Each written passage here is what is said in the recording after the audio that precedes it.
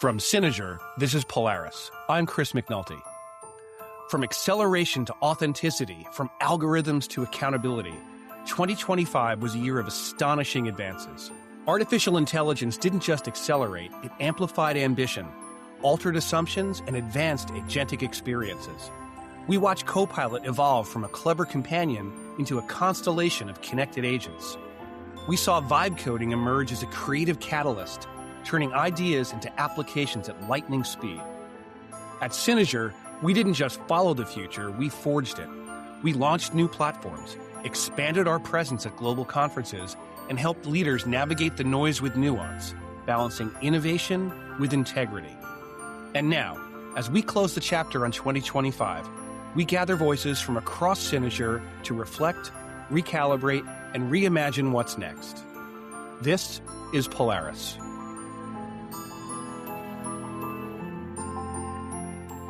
So welcome back. Today, as part of our year-end holiday episode of Polaris, I'm thrilled to be joined by some of my colleagues from across the constellation that is Synozur. Today, we're being joined by Michelle Boyd, Shari Oswald, Joshua Christensen, and Michelle Caldwell. Folks, welcome or welcome back to Polaris. Thank you. Thank you. Exciting. I'd love for each of you to take a minute to introduce yourself to the audience. Let's start with you, Michelle Boyd. Sure. Thanks. Exciting to be here in 2026, you guys, our second annual. I love it. I am Michelle Boyd. I head up delivery excellence here at Synozur. And where are you calling from today? Las Vegas, Nevada. I am in the home of my brother and my best friend, so borrowing a little office to be able to do this podcast. That's fantastic. Shari, let's go with you next. Hi, Shari Oswald. I am a Microsoft MVP and certified trainer, and I am the Chief Learning Officer for Synozur. And I'm new to the team this year, so very excited to be here. Thank you for having me. And I am from my home in Colorado Springs, Colorado. Lovely. Joshua, you're up. Yep. Hi, thank you. Joshua Christensen. I am from Chicago, the lovely Windy City. Thankfully, we just got out of our -5-degree weather yesterday, so it's now up to 30. And I am the head of future of work and experience at Synozur. Just started this year as well. Well, welcome. Great to have you here. And Michelle, can you round us out? Sure. Hi, Michelle Caldwell. Happy to be back for our second annual wrap-up podcast. And I am calling in from, I wish it were sunny Seattle, but it's not this time of year. So I'm calling in from rainy, dark, and dreary Seattle, Washington. Excellent.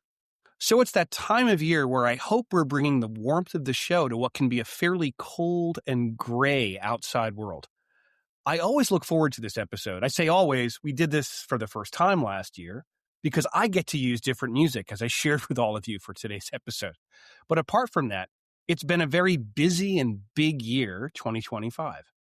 So I'd like to start by asking each of you to share your reflections on something that happened in the world of business or the world of technology that caught your attention. Michelle Boyd, you're up first. Man, so many things have happened this year. One of my predictions at the tail end of 2025 was that we would see more agentic AI. That was really going to be a focus for Microsoft.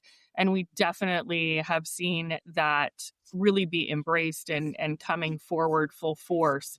So seeing Copilot embedded as an agent in each of its applications in M365 has really been a game changer for us and for our customers in how we use AI daily and how much of a helper it can be to how we operate every single day. So we're really living the talk and living the things that we are trying to share and educate our customers on by leveraging that agentic embedded experience across the M365 environment.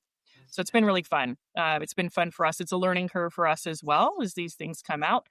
And we're very lucky here at Synozur. You guys keep us in the latest and greatest from the technology standpoint. So it's been really fun for us to learn how we can best leverage it and then bring that forward to our customers. It's absolutely been moving quickly, and just the pace of things this year, it's fascinating to go back and look at where it was even in January. Now, when you go into Copilot, just the plethora of agents, some of which we've created, a lot of which Microsoft has created. Shari, what's on your mind in the tech and business world this year? I am so happy to see a refocus back on the end users this year. That's my passion, is working with the people and helping them love their tech. And for the last several years, I just feel like my hashtag is "Where's the waffle?" because it's been lost in all of the tech and the I don't know, coding and governance and all of that and security over the last several years. And with the rise of AI, people are realizing people need to be trained. They need help on this journey, and seeing people refocus, or companies refocus back on learning. This is probably one of my best years ever. And it's because, people are like, I need to teach my people how to be responsible with AI and not just consume and use AI. And that's been really exciting for me. Yeah, there's definitely been a lot of discussion in the online communities about the way it used to be. Microsoft didn't really care whether you experienced the world through Teams or through a browser or through Outlook. And now they don't care how you experience the world so long as you start with Copilot, which has pros for people like me who live and breathe Copilot, but it's definitely been a learning curve for a lot of folks. Joshua, what's on your mind? I'm going to take a slightly different route. I'm actually kind of excited about the Netflix and HBO Warner Brother deal. I'm a big user of both of them, so I'm kind of excited to see what happens there. Hopefully, HBO doesn't start getting the cancel everything immediately that Netflix has, but we'll see how that goes. And then on the flip side of that, from like a pure tech standpoint, more on my side of things, I am really excited that Figma released Figma Slides this year. It is probably the first true professional PowerPoint designer. And so I'm really excited to just, really get into that and start working with it instead of having to, deal with PowerPoint all the time. Excellent. So, Michelle, can you wrap us up with the world of business? Yeah, thanks. So for me, this year I've really, from a business and technology standpoint, the thing that's really stood out to me this year is that AI stopped being just a technology conversation and became a leadership discussion. The real questions shifted to things like accountability, trust, and how leaders make decisions in an AI-augmented world. We kind of saw this too in early December, just kind of put a fine point on it for me when we were at the European SharePoint conference, facilitating some table breakouts with the executive experience. And those leaders were really focused on asking how to govern, not just deploy AI, expressing the pressure to move fast without breaking culture or trust in their organizations. And the realization that the tools don't transform the companies, the operating models do. So it's really how we operate, supporting our people, to Shari's point. And then, platforms like OpenAI accelerating the shift, but emphasizing that technology maturity is really outpacing organizational maturity. Like, Chris, we've seen this in the Orion maturity model that we released this year and some of the data we brought back. And I know we'll do some more analysis now that we've gotten some inputs from Europe as well in that, in terms of we're now not looking really at a technology problem. We're looking at an organizational and people and leadership maturity challenge. For our next topic, I'd love to hear from the panel beyond the world of business to bring it back to the micro business level, to Synozur itself. What's something that you're especially proud of that we all accomplished this year? And Michelle Caldwell, I'll start with you. Well, thanks. So my highlight at Synozur this year was watching our team help leaders slow down just enough to make better decisions, especially in moments where there's a lot of noise, a lot of pressure, and a lot of uncertainty. I saw our organization become a trusted thought partner, not just an advisor. Clients leaning on us for our judgment and not just our frameworks. And living our mission by helping organizations align strategy, data, and execution. We did an offsite in March and kind of really reset our strategy and our direction, and then just kind of sticking to that when it's super noisy and we get offered to go in a lot of directions, and really sticking to our own strategy and watching that really be a differentiator for us has been really great to watch and incredibly rewarding to see the culture we set early on with curiosity and rigor and just show up so consistently in the way that we work with our clients. So that for me was a personal business highlight this year. Fantastic. Joshua, you're next. I think one of our clients this year, one of the big ones, working on that with definitely Michelle Boyd quite a bit, you, Michelle, Caldwell, and Chris as well.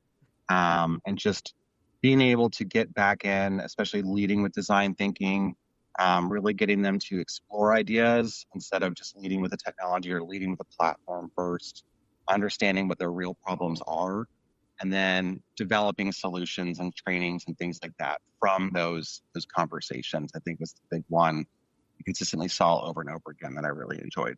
I love that. Shari, what's top of mind for you?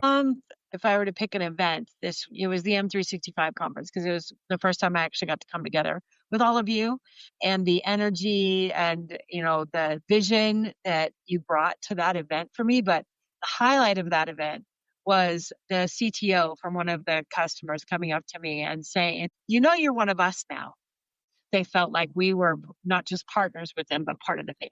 It was a really cool moment. Yeah, it's awesome. I'm also very proud of all the ways that we showed up at events this year, whether it's the M365 conference or TechCon or ESPC and all the rest. Michelle Boyd, let's round it out. What are you especially proud of for Synozur this year? I'm really proud of the work that we did with our clients this year. I feel like, exactly like Michelle and Joshua were saying, and Shari, what you're saying too, we really showed up. We created some really lovely, deep relationships with our customers. We've had more time with them now. They know how we operate. We know how they operate. And I really feel like we had this amazing opportunity to just come in and bring value to become that trusted partner that they come to repeatedly for insights and next steps and any of the questions that they have as they go forward. So I'm super proud of how we've been able to establish ourselves as some thought leaders within the industry. And then for me, personally within the Synozur world, I'm so proud of how much more I've been able to do in terms of speaking. This year, I really challenged myself at the tail end of last year and beginning of this year, and pitched a bunch of new content that has never, been done before. It was mine. And I'm going to continue to do that in 2026. It's been a thing that Michelle Caldwell has encouraged me to do for years, and I have sort of shied away from. But I'm really embracing and loving embracing the, M365 TechCon community. So I really enjoyed both of those aspects this year. Yeah, and I think that supports our expanded presence in marketing this year. I'm especially proud of what we've also done with technology. Most of you have been really integral to what we've done with reestablishing the brand, building out a new website, new CRM, and all the IP that we've built for the company operating system and all of that. What we've been able to do with maturity models. The technology has reached a point where we can bring the best of what Synozur does in the human element and amplify it through the technology we use. So up next, we're going to look at the wonderful world of pop culture. Last year, we had the Olympics and so many other moments throughout the year. But Michelle, what's something that captured your attention this year? There's a lot that's been coming out, in terms of books and movies around AI. One of the books I read this year is The AI Dilemma by Tristan Harris and Asa Raskin.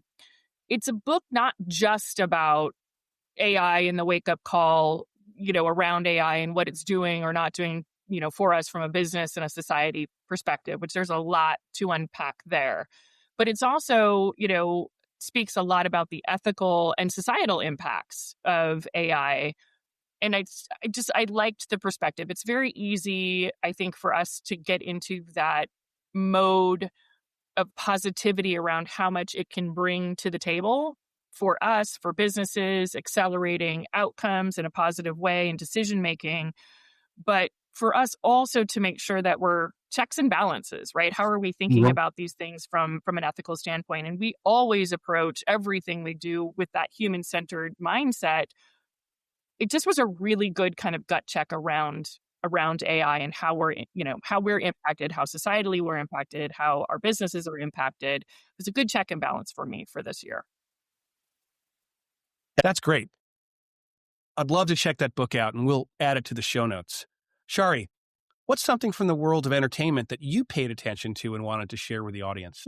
I don't really pay a whole lot of attention, and it's a lot of noise for me. But what I'm really seeing is again, and it's the year of AI. It really is. It sounds like we're kind of beating the drum here, but the fact that people are finally starting to question what is out there. For years now, social media just feeds you things and people take that as gospel.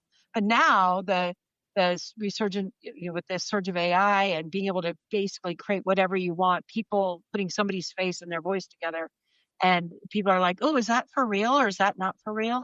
It's starting to make people think in a way, but it's also making it very kind of dangerous. I have a godson who is in the movies, and the whole thing with being able to just recreate a persona and reuse them and not without their permission. It's a little creepy to me. So that's my. I'm waiting for the Terminator to show up at my door or something because Skynet went live this year and in real time. But it's just one of those things that we got to keep an eye on. People need to remember to be socially responsible. I think also, Shari, to your point, I think the common folk, I hate using that term common folk, but the people that aren't in technology and don't truly understand AI in general and what's happening, I think this is the year. We've had things like GPT and the generative AI for several years now, but I think they're actually finally cluing into what that is compared to, number one, what we've had for decades from an AI perspective, which really was just like really fine-tuned instructions. And then the movie version of what AI has been for God knows how long. But now actually being able to see like this is a completely different breed of AI altogether from what they understood, and now understanding the true implications of it and realizing what generative and agentic can actually do. It's very different. I think that's been an interesting thing that we've seen this year too. Yeah, I have a video of Brian Wolford doing karaoke at Ignite, and my husband's first reaction was like, "Is that one of those recreations?" I'm like, "No, that's actually Brian." Really good job.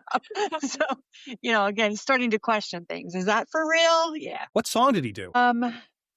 Oh, you would ask me. He does rap songs, so it was actually really funny. And this other girl was trying to do another rap song, and she wasn't doing very well, and he was killing it, sitting in the seat, and she handed him the mic because, she knew he was doing it better than her. Joshua, was there a piece of entertainment or something else you wanted to share? No, I mean, for me, I'm not a big pop culture person. I will say though, like I'm very happy that we've got from an actual entertainment standpoint, I'm happy of the new season of Fallout on Amazon. I'm very happy that Stranger Things is wrapping up, as much as I'm sad to see that end. And I kind of got to give a nod to, once again, South Park knocked it out of the park this year with just their complete satire that they love to do. I think it was fantastic. So from a pop culture standpoint, I think that's about the extent I get into real true pop culture. I'm stuck in the 90s and 2000s when it comes to music. So half the time when we watch like the Grammys or Emmys, or whichever one actually gives music awards, I'm like, who is this person? But I think that's where I am with pop culture this year. Michelle, you're always great for a pop culture source that surprises me. What's on your mind? I think I'm going to take it up a level and then bring it down. So from a pop culture standpoint, what caught my attention this year was how much audiences are rewarding authenticity this year, whether it was creators being more transparent, live events bringing people together, or the resurgence of this like long form conversation outperforming polished micro sound bites. Things that like reinforce human connection and trust. And one in particular this year that I didn't get to see, but it's on my list, is what they're doing in Las Vegas at the Sphere. So like bringing things that are like Broadway related, the Wizard of Oz production being this like immersive experience that people could go see together, like that, I think just puts like a pin on that, is this change in that audiences and people, I think in general, are looking for more authentic experiences and shared experiences over perfection, right? I'd rather have something interesting than have something perfect. 2025 has been a big year, but I think 2026 has even more to come. Michelle Caldwell, what's something you're predicting or looking forward to? So looking ahead, I think we'll clearly see kind of two types of organizations. Those that adopted AI tools and those that fundamentally redesigned how work gets done, how their products are in market. The gap between them will be significant. And that's based on a lot of kind of sampling through some of our Orion maturity model stuff, speaking at conferences, talking to people, working with leaders, all of that put together. That's one thing that I think is becoming very, very clear to me. Strategy without execution discipline isn't going to cut it. AI fluency becomes table stakes for leadership, right? Leaders really have to pay attention to this and authentically lead responsibly with AI fluency, and organizations that invest in people and governance will outperform their competitors significantly in the coming year. And that should be great news. Shari, you'll have even a better year this coming year if my prediction comes true, because it's not going to slow down. And leadership capability will now become the real constraint to success. I absolutely look forward to seeing that.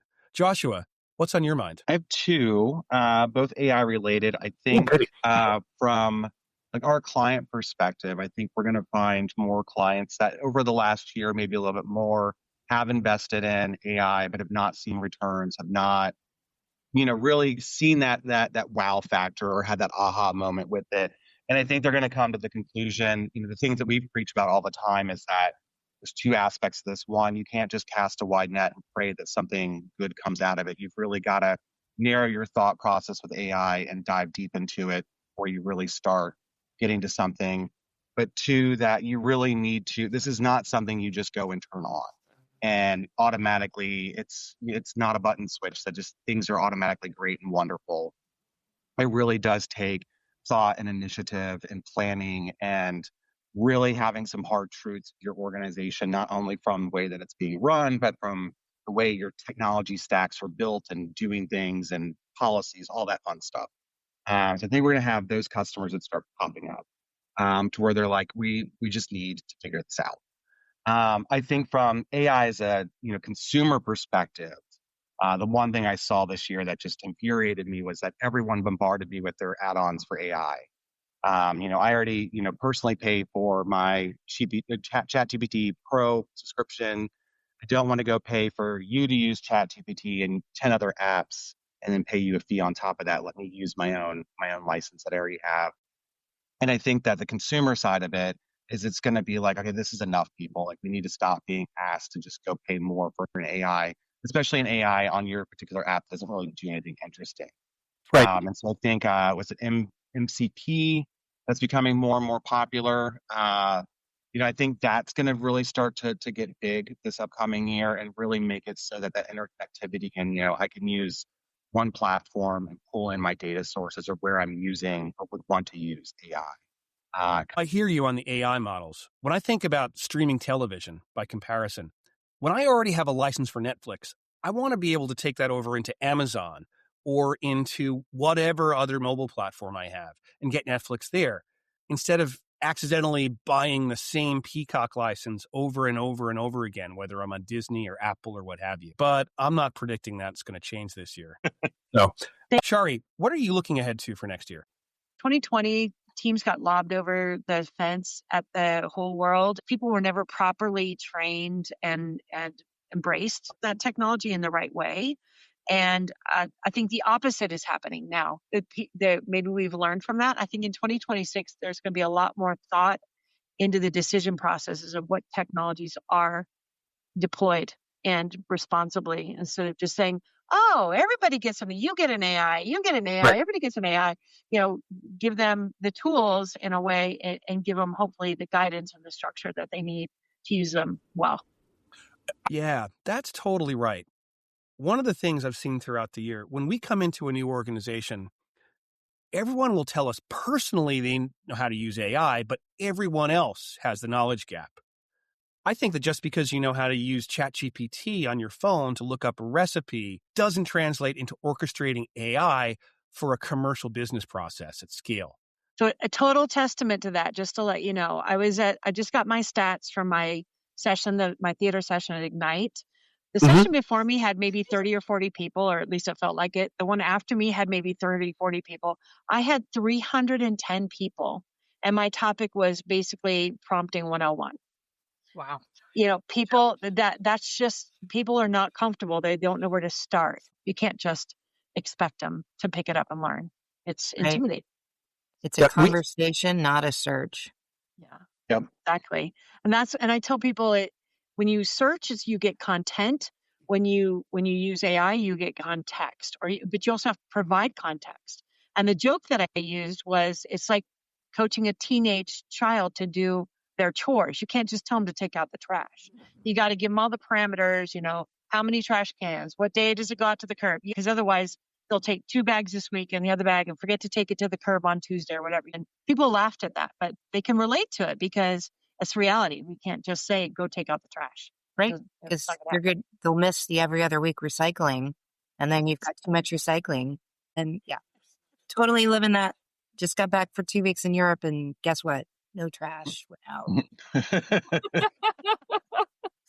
That's because you have, in essence, 2 teenage boys at home. Yeah, I was real busy at 8 o'clock this morning making sure we didn't miss our garbage trucks. But to bring it back to your point, I'm going to change names to protect the innocent. I was working with one of our clients who didn't understand that in Copilot, you don't just type in 2024 budget Bob Smith. Like, what kind of prompt is that, right? Well, and my model has 7 aspects to it, where usually some people do the who, what, where, when, and why. It's like, no, who are you? Who are you talking to? What is an example of a positive result? And I saw the audience was just nodding through the whole thing. I'm like, oh, okay, great. Light bulbs went on, and that's my job. Right. So I think Though, Chris, that's a really good one where we've already been trained not by like Google and work search that we do keywords. Right. 2025 budget Bob. Like, I know that's keyword searching, and that's how we've been doing information fact finding for a long time. And this is a completely different way. It's Shari, you said multiple, it's conversational. Like, you're not just doing a keyword search. You're actually like really providing the context up front to figure out what are you really trying to get to and make sense of that. It's not a search result. It is a actual like context. Yeah. And search depends on SEO. So you're only going to find what has been optimized for search, and it doesn't look deeper than that. So again, another aspect of it to consider. I think you just came up with the 2026 habit to unlearn. Yeah. There we go. That's a list we should put together. That's a good list. We often ask at the end when we do like half or full day, like transformational behaviors, right? We do the question that is, okay, now that you know all this, what's the one habit you're going to unlearn? And so I think we just came up with like a general great habit to unlearn in 2026. Shari, I love the way that you said you're bringing illumination to things. So I'm wondering if next year you go from being known as Shortcut Shari to Searchlight Shari. Like, I just had a boat picture pop into my head, visual pop into my head. So, Michelle, it's up to you to wrap it up. What are you looking forward to or predicting for next year? I think what we're going to see, organizations that are on that tip of the spear in adoption for AI, that are now really embracing this more cohesive experience with AI, are going to start to use it as more of a backbone operationally. They're going to, because exactly as Shari was saying, we now have context, and it's doing a better and better job with context and our business context. They can use it more in decision-making possibilities, right? Chris, you've done some amazing things around some of the agents that, we've created internally to just try things out, leveraging it for, decision-making within our business. Do we do, setting up scenarios and allowing AI with all the things that we've taught it and trained it to give us then those next steps and those recommendations. And then there's always the gut check, right? There's some things that we get back in those results that we think that's not exactly right for me and my business, and here's why. And then there's other times where I see the results and I say, that's insight I probably wouldn't have connected necessarily on my own, but AI did that for me. So I think we're really going to start to see more operationalized backbone decision-making insights, surfacing. That's a great one. Decision support. It's a real, I hate to reuse the word frontier, but I think it's a real frontier use case. Well, given what we've heard from across Synozur, I think 2026 is already well on its way to being an even more high-impact year than 2025. As we wrap up, I'd like to take a moment to thank all of you, not just for being here on Polaris today, but I wanted to thank you for the interactions you've had with me, with each other throughout the year, the impact you've had on our clients and on our lives. I just want to extend my wishes to each of you for a safe and happy holiday season. I'm looking forward to even bigger things next year. Yeah. Happy holidays, everyone. Yes. Happy holidays. It's been a great year. Thanks, we'll be on the everybody. beach next week, so I'm excited about that. Jealous. Thanks, everyone. We'll be right back. Up next on Polaris, events. 2025 is drawing to a close, but 2026 is shaping up to be a phenomenal year. Here's what we're watching. Strategy now with AI. On January 6th, Synozur will be hosting a special webinar to help you get the best results in 2026. We'll show you how AI transforms our management framework, the company OS, and share a sneak preview of our new online platform, Vega, designed to help you manage leadership and strategy. M365 Community Days DC. This is January 29th and 30th at the Microsoft Innovation Hub in Arlington, VA, supported by our own Shari Oswald. Partner Vibe, January 28th to 30th at the Marriott Courtyard in South Padre Island, Texas. I'll be speaking about all the ways partners can plug into the Microsoft ecosystem next year. Later in 2026, we're looking ahead to the M365 Community Conference, the AIM Summit, TechCon 365, and many more. You can learn more at Synozur.com/events, and we'll add more events throughout the year. And if you have an upcoming event you'd like us to promote on Polaris, please get in touch and we'd be happy to include it. Next time on Polaris, we'll have our annual report in AI. We'll share our research from over 100 companies, our 5-year forecast, and our predictions for what to expect in 2026. This is our last podcast of 2025. And as the host, I thought I'd take a minute to talk to you directly. When we launched Polaris in 2024, I expected to do maybe one episode a month. This year, we've done more than 30, with thousands and thousands of listeners, and all I can say is thank you. We've had guests from Bothell to Belize, from Melbourne to Malta, from Las Vegas to London. And our most listened to episode was our 2025 predictions for AI. Rounding out the top 5, the M365 Community Conference with Jeff Teeper and Caruana Gatimu, Zach Zeller talking about the AI revenue flywheel, Michelle Caldwell exploring the world of fractional CXOs, and tied for 5th, the wonderful world of Mark Cashman and last year's 2024 holiday episode. According to our recording platform, what was the number one word that we said this year? Let's listen. AI. AI. AI. AI. AI. AI. AI. AI. AI. AI. AI. The year was astonishing for watching AI's expansion. At the start of the year, Copilot had no agents. Now, dozens inside Microsoft Copilot and millions worldwide.